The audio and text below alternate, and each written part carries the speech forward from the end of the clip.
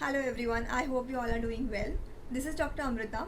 आज हम बात करने वाले हैं रिफ्रैक्टिव सर्जरीज़ के बारे में, जिसे हम कॉमन भाषा में चश्मे का नंबर हटवाने की सर्जरीज़ कहते हैं। हमारी आंखों में रिफ्रैक्शन का मेन काम हमारी आंखों की काली पुतली यानी कि कॉर्निया करता है। ना कॉर्निया का नॉर्मल शेप एक कर्व सरफेस यानी कि कर्व सरफेस होता है, यानी कि कर्वेचर होता है। This is not a flat surface. तो जब भी लाइट की किरणें इस कॉर्निया के थ्रू पास होती है वो हमारे रेटिना पे फोकस होती है और हमें दिखाई देता है।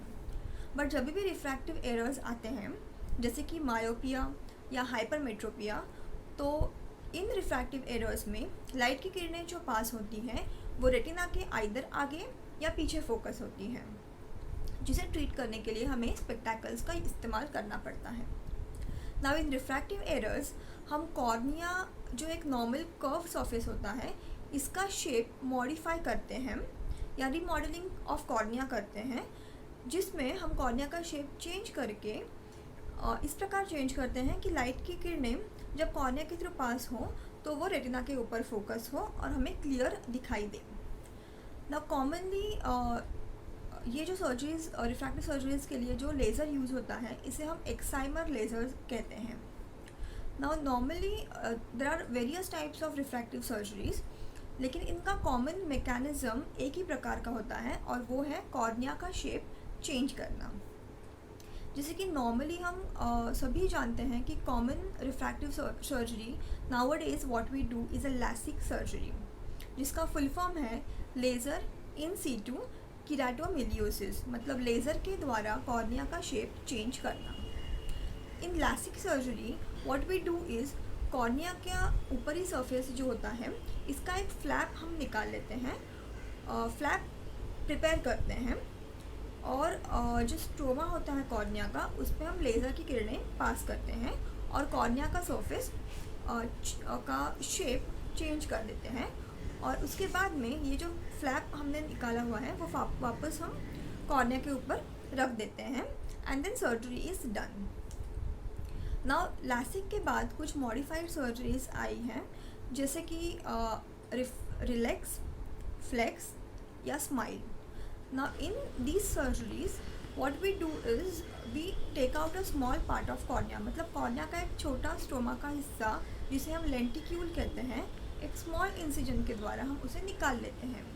Now in these surgeries there is no flap, मतलब इन सर्जरीज में हम फ्लैप क्रिएट नहीं करते हैं। So this is known as relax, flex या smile surgeries. Now both the surgeries are effective और इसमें इतना ही फ़र्क है कि एक में फ्लैप है और दूसरे में फ्लैप नहीं है।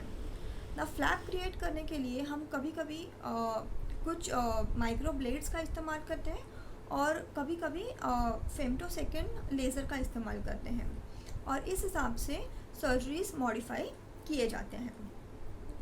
Now this refractive surgeries are very effective because 99% of the cases recovery rates are very fast, मतलब अगर आपकी सर्जरी अभी हुई है तो एक 2-3 घंटे के बाद ही आपको आपके स्पेक्टैकल से छुटकारा मिल जाएगा।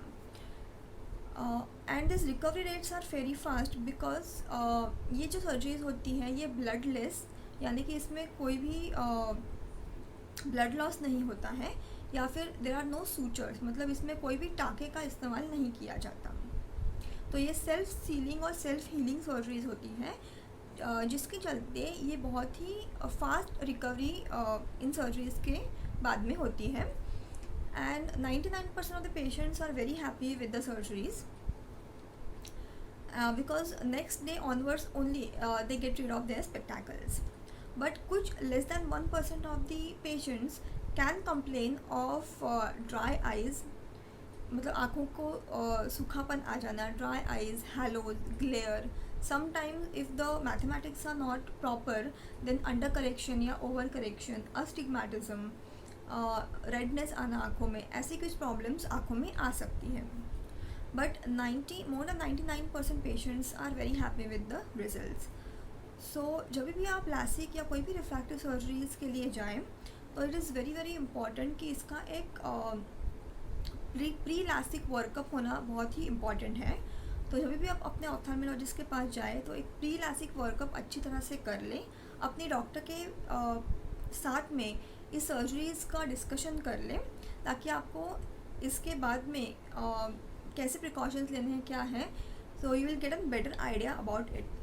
So this was my small video on refractive surgeries. If you find it useful, then please like and share, subscribe to the channel and press the bell icon. Thank you very much for watching the video. Stay healthy and stay safe.